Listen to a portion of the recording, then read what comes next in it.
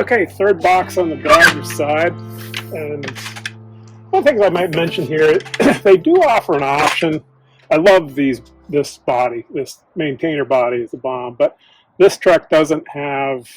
They offer an option where you can lock both sides with one lever, and that would be handy because the way things are these days, it's always got to be locked up. But anyhow, this is box number 3, driver's side.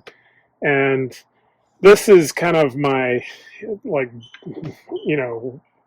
stuff, gear I need to work in and work with, as it looks like. So, again, I think I mentioned, I don't like to have stuff in the cab. And so, got boots. The way this winter's going, I still got my leather boots back in there in case I get a dry day. Muck boots, I love them.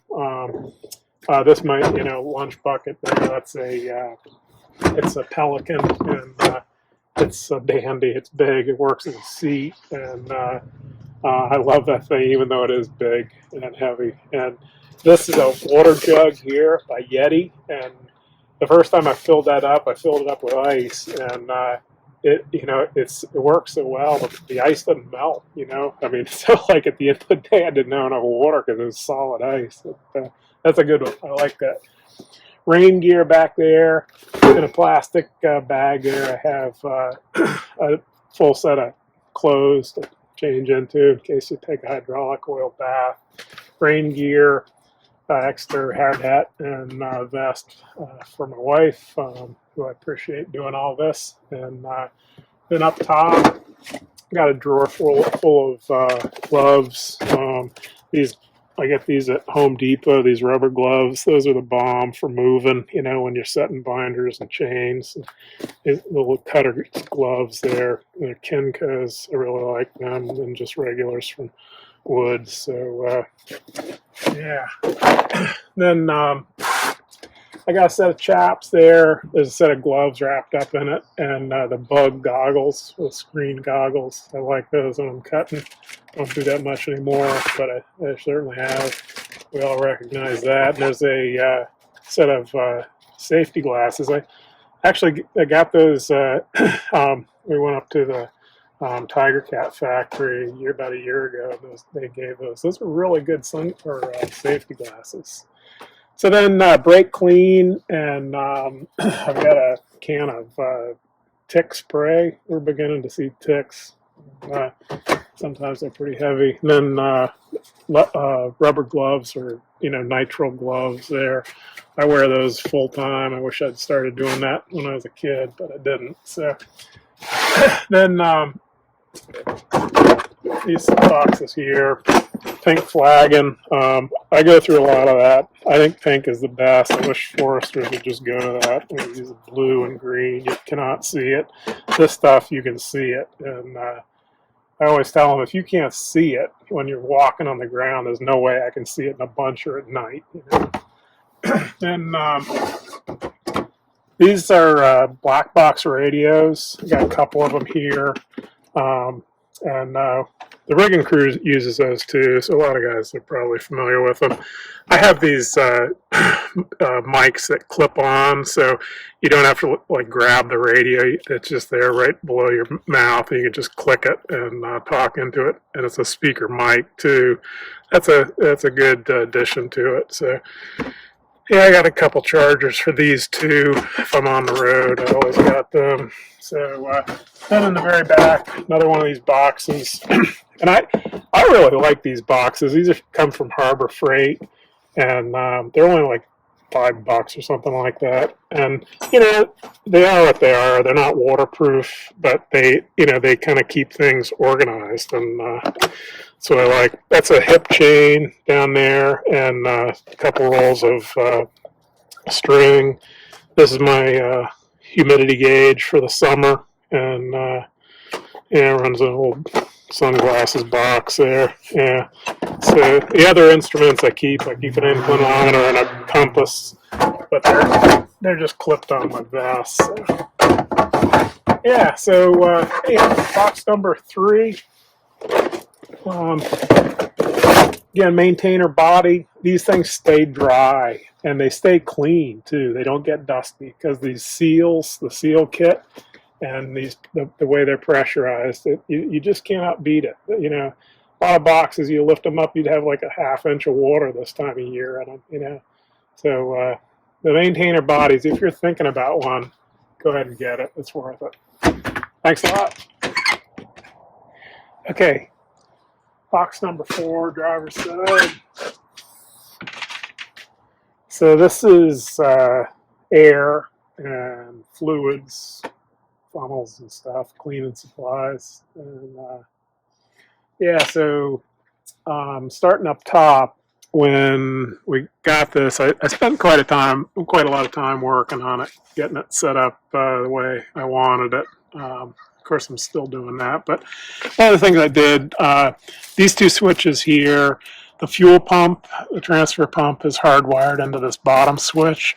And then there's a couple little LED lights that got broken off a shovel that I salvaged and wired them in there too. So at night I can light it up back there. And then this is all I need to turn the pump on. It's on at the pump, and I can run it from this one switch here. And so yeah, extra paper towels. These are like air chucks and extra couplers and whatnot for the air tools. This is the Tiger Cat has ground fueling, but this here is an extra nozzle in case I'm running a different machine with a shutoff. And then this is a Norgren setup. You know, it's interesting, you know, with cordless tools. I think air tools are kind of going out of style, really. They're just not really all that necessary. But it's a nice setup, FLR.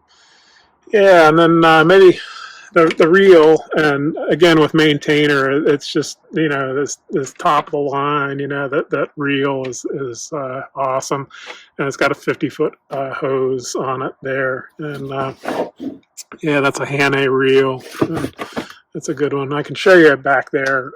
This hose reel, or the hose comes out of that little drawer or door there, so it stays clean and it's protected.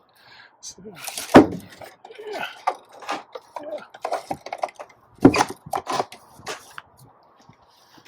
Yeah, so then these are just fluids that I keep on hand. I fill them up at the shop, you know, engine oil, coolant. I got 3 different kinds of coolant. This Ford takes this, you know, the orange stuff. A lot of machines, my machine takes the pink stuff, and then I've got a gallon of green stuff too. Gear lube, that's synthetic 90. All these kind of odds and ends of cleaners and lubes and whatnot. You know, I get rags. I think Woods up in Longview has the best bulk rags around. They come from a hospital, and they use towels. They last and last a good deal. And that's a good outfit there. Everybody around here knows them.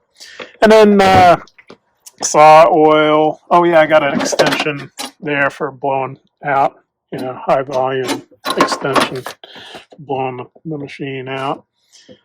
A selection of funnels and a little, you know, parts washing container there. And then, you know, these Sure Shot sprayers, that's another American company, you know. They make them here. They invented them. And I just like doing business with those. I got those kind of companies, you know. These are great. This is brake clean. You pour it in, you hit it with the air chuck and pressurize it. And then when you use it up, you pour more in, pressurize it, you're good to go, you know. And so I got 3 of them. Brake clean, naphtha for the puncher, Lexan windows, and then WD-40. Those are really great.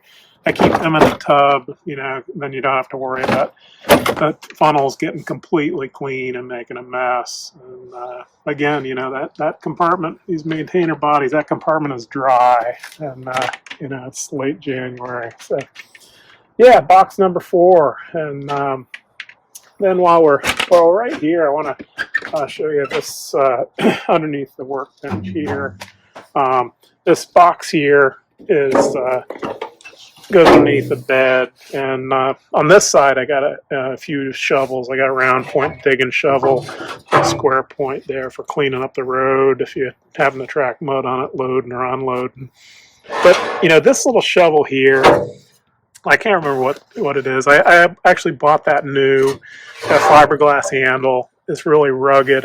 They call them trench shovels. And I think this one is 3.5 inch. And I tell you what, for cleaning tracks, that is the bomb. You know, Tiger Cat is really easy to clean the tracks on. I love them for it. You know, some machines, as you know, we all know, can be just complete nightmares. But Tiger Cat is good. But nevertheless, it's a job, and I move a lot. So this little shovel, if you're swearing at digging your tracks out every time, check one of these things out. It's a good investment. I love them. So yeah, that does it for one side. So yeah, I hope you find it interesting, and yeah, thanks for watching.